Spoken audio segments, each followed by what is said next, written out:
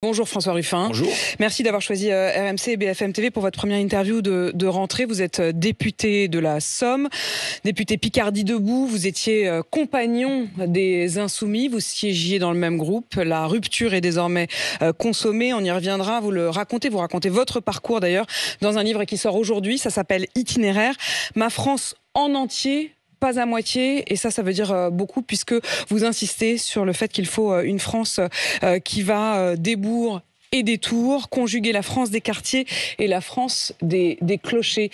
Mais d'abord un mot sur l'actualité immédiate de ce gouvernement introuvable, d'un François Barnier, d'un Michel Barnier qui cherche des ministres, qui cherchent peut-être aussi une confiance qu'il trouvera ou non auprès des députés. Est-ce que vous voterez quoi qu'il arrive la défiance? Est-ce que vous voterez une motion de censure? Oui, je voterai une motion de censure.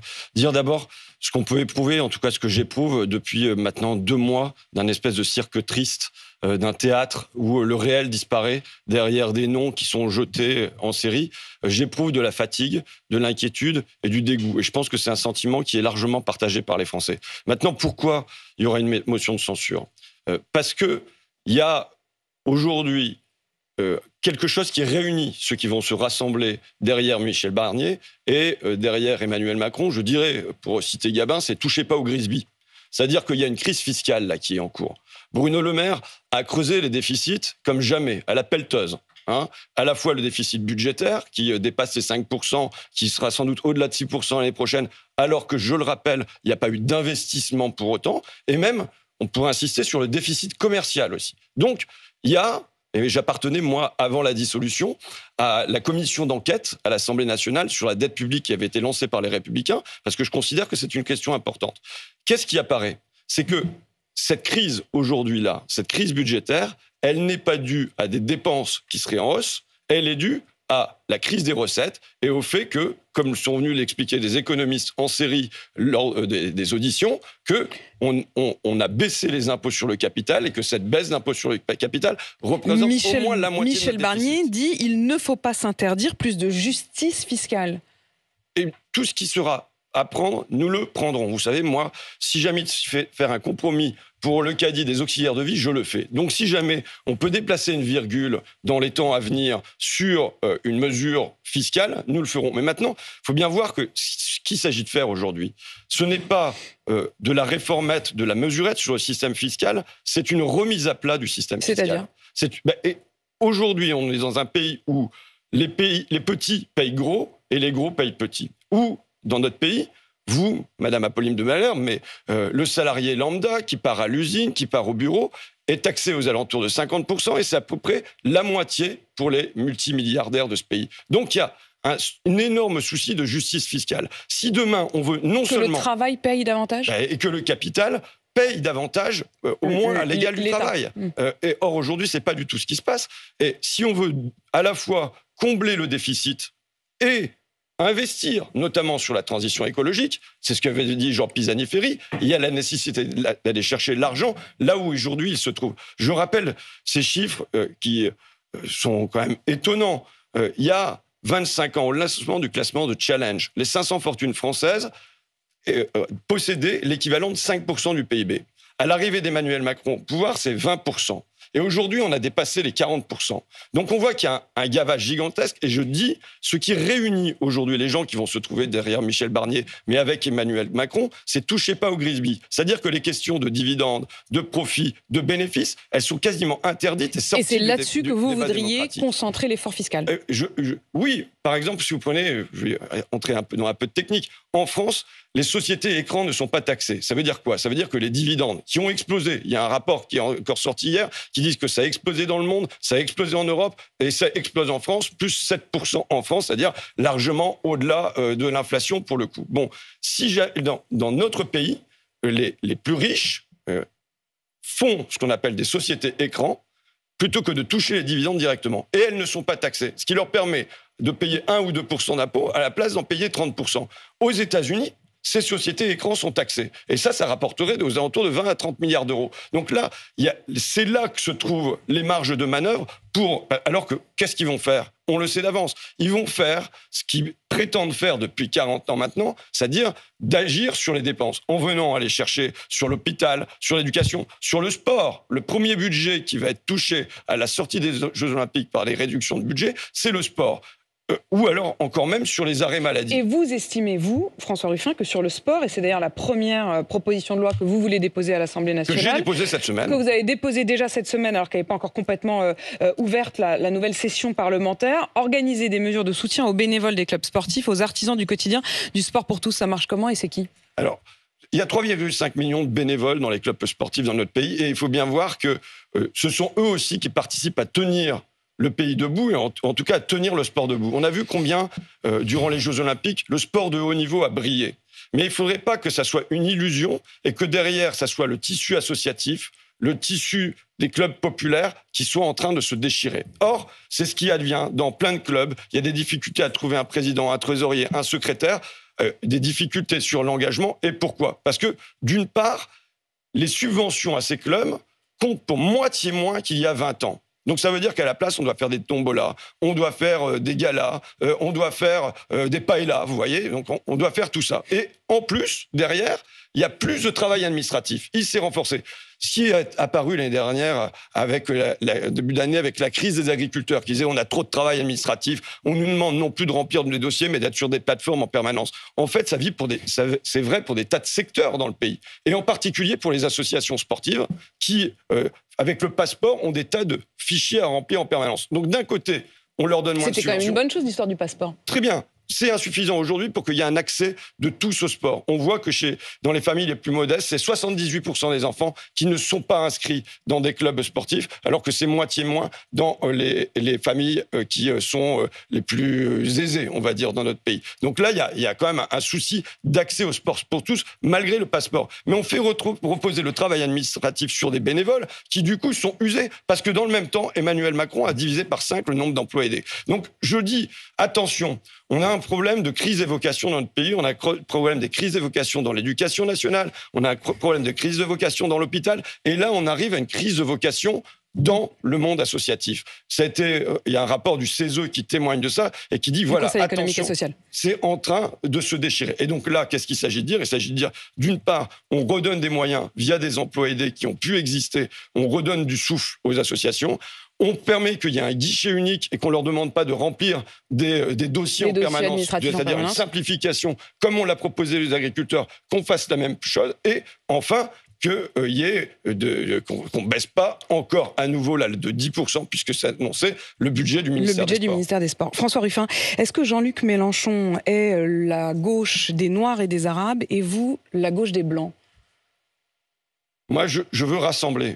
D'accord ? Vous savez pourquoi je vous pose cette question ? Je pense qu'il faut faire notre France en entier et pas à moitié.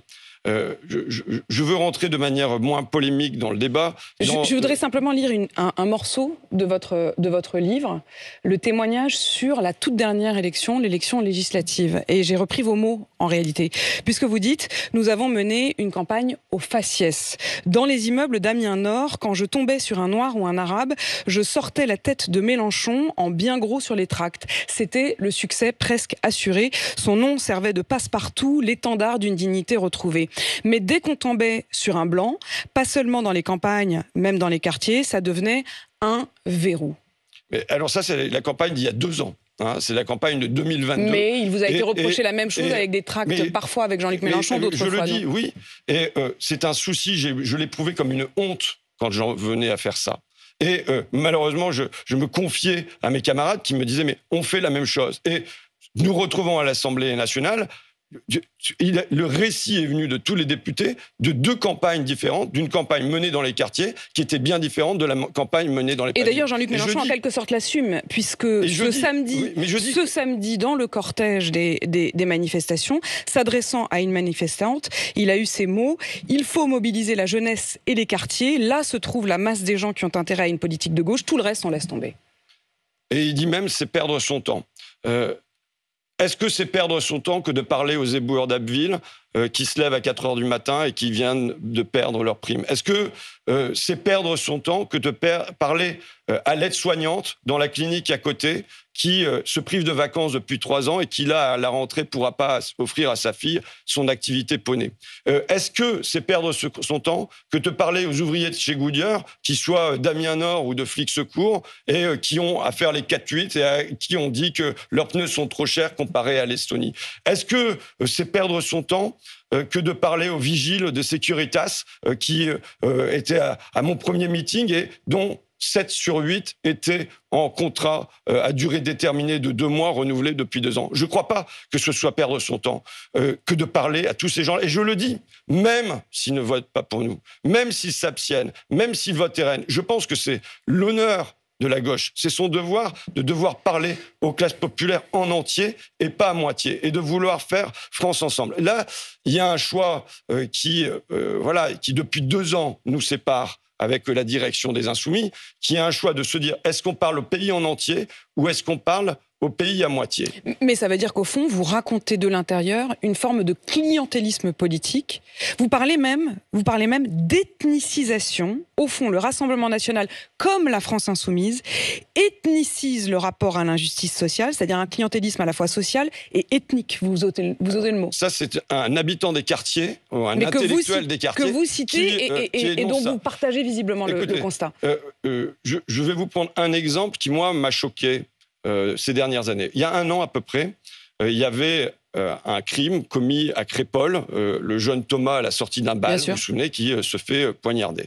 Et à ce moment-là, vous avez le Rassemblement national qui pose des questions à l'Assemblée, qui tweet, qui retweet, et vous avez un silence des dirigeants insoumis qui ne disent pas un mot, pas un tweet sur Thomas à Crépol.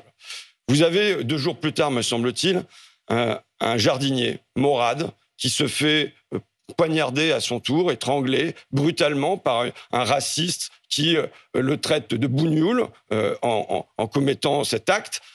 Et là, vous avez tous les dirigeants insoumis qui tweetent et qui retweetent et qui posent une question à l'Assemblée pendant que le Rassemblement national, lui se tait.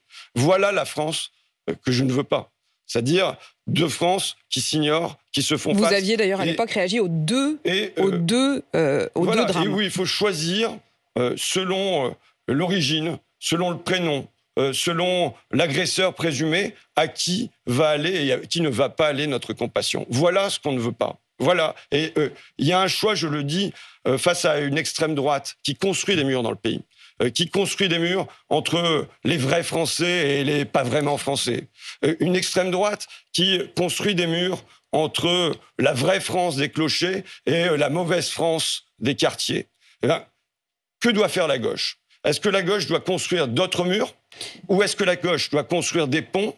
Est-ce que la gauche doit briser ces murs? Mais quand vous racontez ça, de l'intérieur et avec aujourd'hui une forme presque de libération, on le sent de votre propre parole, pourquoi vous êtes si seul? Pourquoi le reste des Insoumis ne disent pas ce que vous dites? Bon, d'abord, il y a un facteur qui est la peur. Sur ce clientélisme, quoi. La peur de qui? C'est un parti où il y a de la peur. Bon, c'est pas une découverte quand même que on a. Il y a une place de la peur dans ce parti. Pourquoi? Parce qu'on vous intimide, parce qu'on vous menace.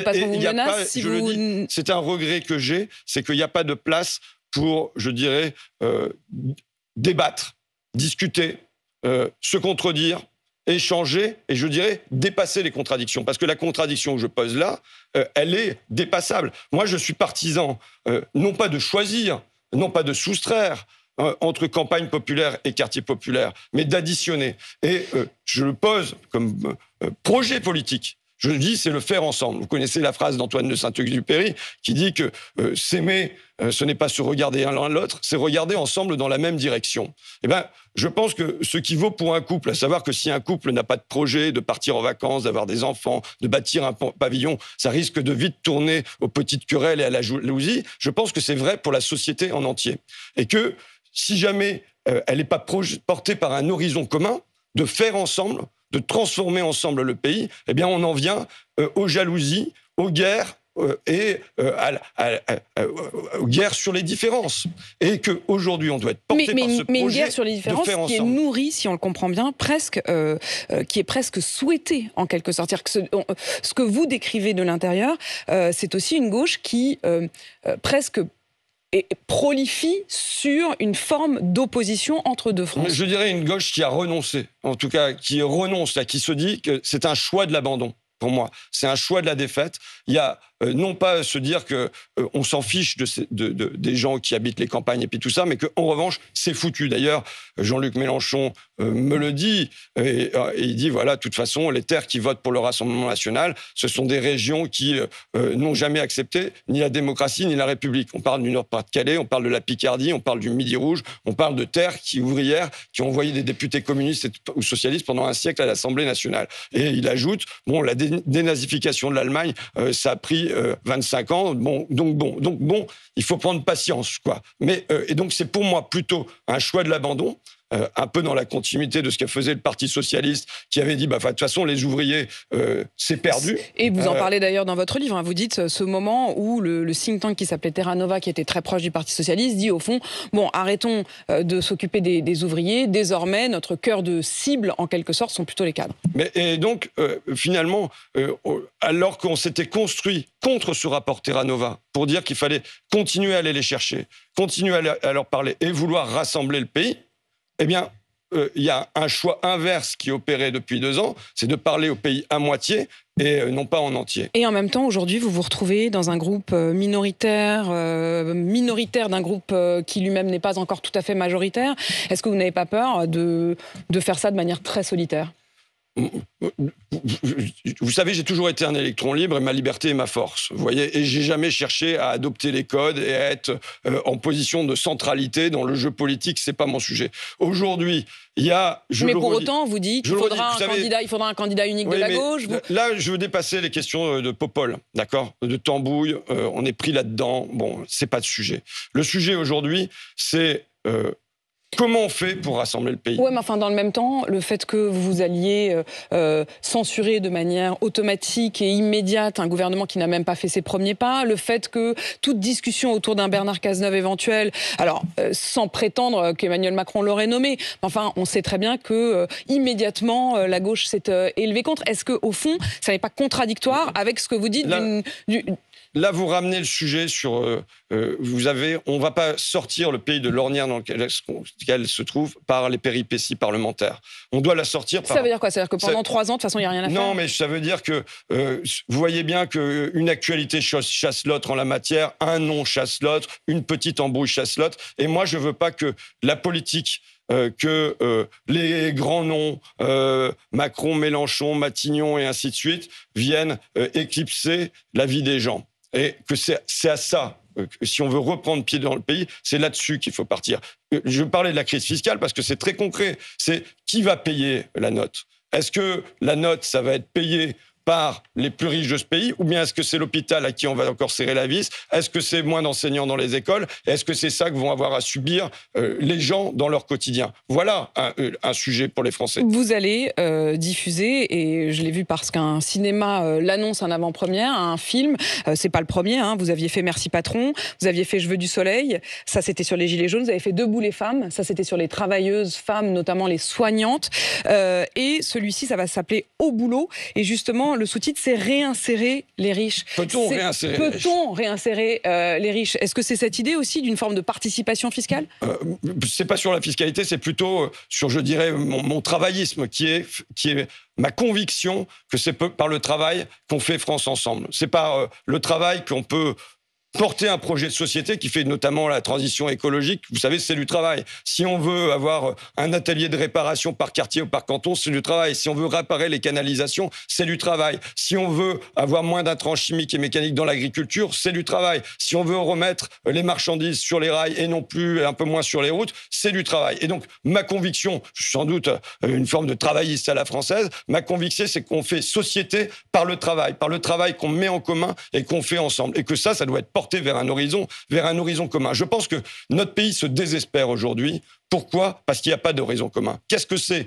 l'horizon que nous proposent nos dirigeants depuis 40 ans, quel est leur but? C'est nous parler de compétitivité, c'est nous demander d'être concurrentiel à l'échelle internationale. Qui ça peut faire triper? À qui ça peut faire envie? Et je pense qu'aujourd'hui, nous avons 2 défis à remplir. Nous avons un défi démographique, qui est qu'il va y avoir de plus en plus de personnes âgées et de moins de personnes en âge de s'en occuper. Premier défi. Nous avons deuxième défi, un défi climatique qui réclame qu'on transforme nos déplacements, nos logements, notre énergie, notre industrie, et ainsi de suite. Et tout cela, c'est dans votre livre, qui commence par une pointe de culpabilité. On sent en permanence que vous avez l'air presque de vous excuser. Vous commencez par pleurer en découvrant Bourdieu. Mais non pas parce que vous êtes ému de découvrir Bourdieu, mais aussi parce que vous vous dites, mais moi-même, comme j'ai étudié, je suis devenu snob. Je pense que c'est un risque. Vous savez, j'appartiens à ce que j'appellerais la classe intermédiaire, et vous aussi, sans doute. C'est-à-dire que c'est une classe à qui l'école donne des armes ou des outils, et on peut choisir au service de qui on met les outils. Et on peut choisir de s'éloigner dans les honneurs, le pouvoir, et ainsi de suite, ou on peut tenter de rester fidèle au lieu d'où l'on vient, quoi. Donc voilà. Voilà, j'ai fait le choix, je le dis, d'aimer les gens, parfois malgré eux, parce que des fois, c'est plus compliqué que d'autres. François Ruffin, Itinéraire, Ma France en entier, pas à moitié, c'est publié à partir d'aujourd'hui. Merci d'avoir répondu à mes questions ce matin. Il est 8h53 sur RMC BFM TV.